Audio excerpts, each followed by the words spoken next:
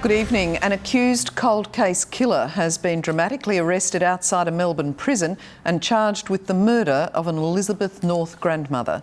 Long-time suspect Stephen Hainsworth was just metres from freedom when police swooped and extradited him home to South Australia. Arriving at Melbourne Airport, this was no holiday for Stephen Hainsworth. Why do police say that you've killed your auntie? Marched through security and then aboard a commercial Qantas jet bound for Adelaide. This wasn't the homecoming the 44-year-old had hoped for. Flanked by detectives and charged with the murder of grandmother Beverly Hanley. 9 years after the brutal slaying of the 64-year-old at her Elizabeth North home, police say they finally have her killer, her own nephew. I just can't believe it's here. My heart hurts. Because we may have justice, but we'll never get her back. Hainsworth was set to walk free from Port Phillip Prison today, where he'd been serving time for unrelated offences. But before he'd even taken a breath of fresh Victorian air, police surprised him in the foyer. He was whisked away to Melbourne Magistrates Court, where South Australian major crime detectives successfully applied for his extradition. Good result today? Yes, I think very happy with the result. Hainsworth has long been a suspect. Last year, in a bombshell interview with 7 News, he denied killing his aunt and any involvement in 2 other murders he's been questioned over.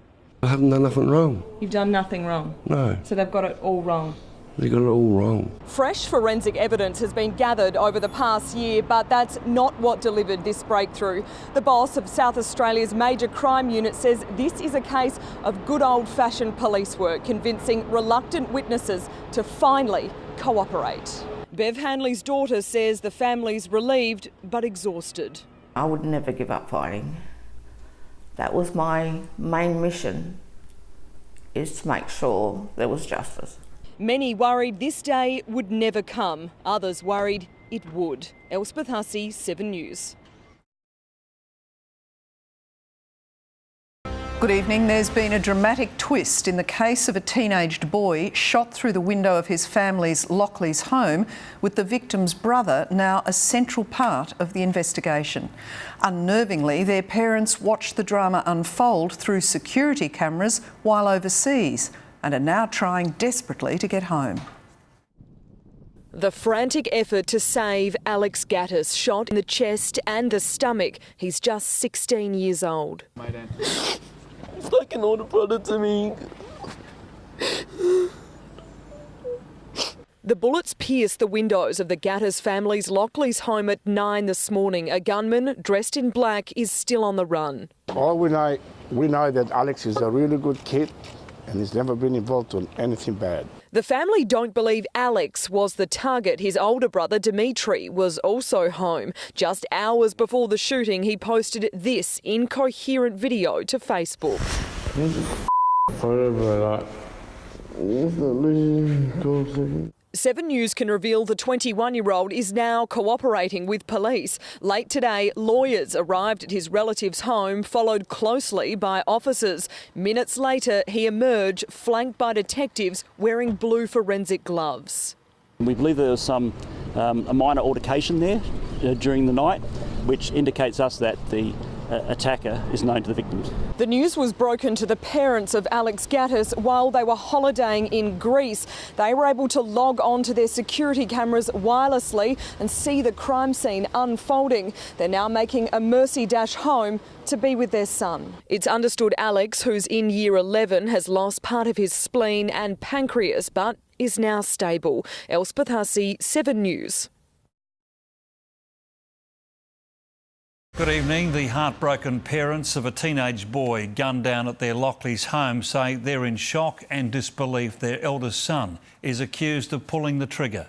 Nick and Natalie Gattis have told 7 News how they logged onto their security cameras from overseas and saw police in their lounge room. After a 40-hour mercy dash home from a Greek holiday, Nick and Natalie Gattis relive the moment their lives changed forever. I got woken up at 2:30, 3 o'clock in the morning on a Monday morning, and a few missed calls, and I was able to ring home and realise something was going on. Frantic and 15,000 kilometres away from their sons, Alex and Dimitri, the parents logged on to their home security cameras from their hotel room. You could see the police officers in the back room talking to Dimitri. When they called the landline of their Lockleys home, 21-year-old Dimitri picked up. Did you talk to Dimitri? Yeah. So I spoke to him and said, mate, what's going on? It was the officer. He said, Mum, you better speak to the police officer. The officer informed us about the shooting. We had no idea. 16-year-old Alex had been shot in the chest and the stomach. There was a brief hunt for a lone gunman. Hours later, Dimitri was charged with the attempted murder of his sibling. Totally gutted, just went in total shock. It seems like you still can't quite believe it. No.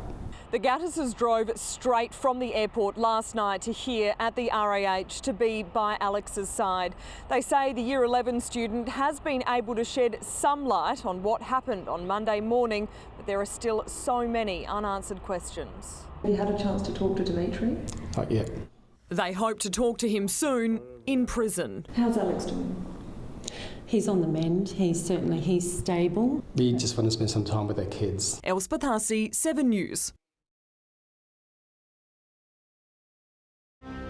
Good evening. Tributes are flowing tonight for a mother of 5 and a pilot killed when their light plane crashed during a sightseeing expedition in the state's outback.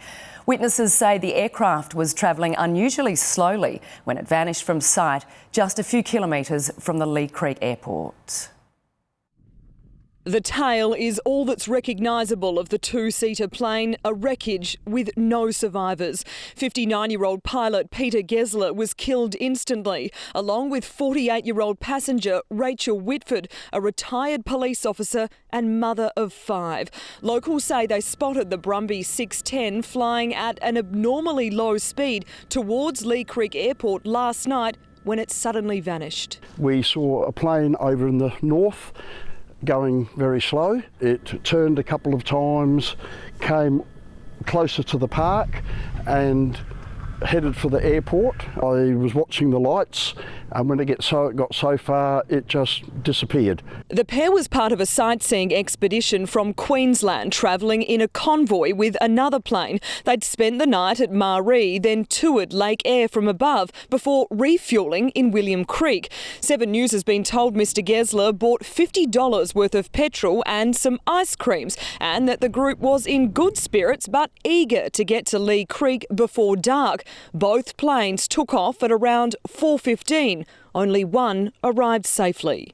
Rachel Whitford's husband has told 7 News his wife had been travelling in the other plane but decided to swap into Mr Gessler's aircraft at the last minute for the leg here to Lee Creek. He's inconsolable that split-second decision has robbed his 5 children of their mother. Peter Gessler was a well-known horse stud owner from rural Queensland. Friends say his wife Deb feared this day would come. And I do know that Debbie, his wife, didn't like flying. She doesn't like him flying, and she did worry about him flying because he flies to his work nearly every day. Among the key questions for investigators, whether poor light played a role in this tragedy. In Lee Creek, Elspeth, Hussey, 7 News.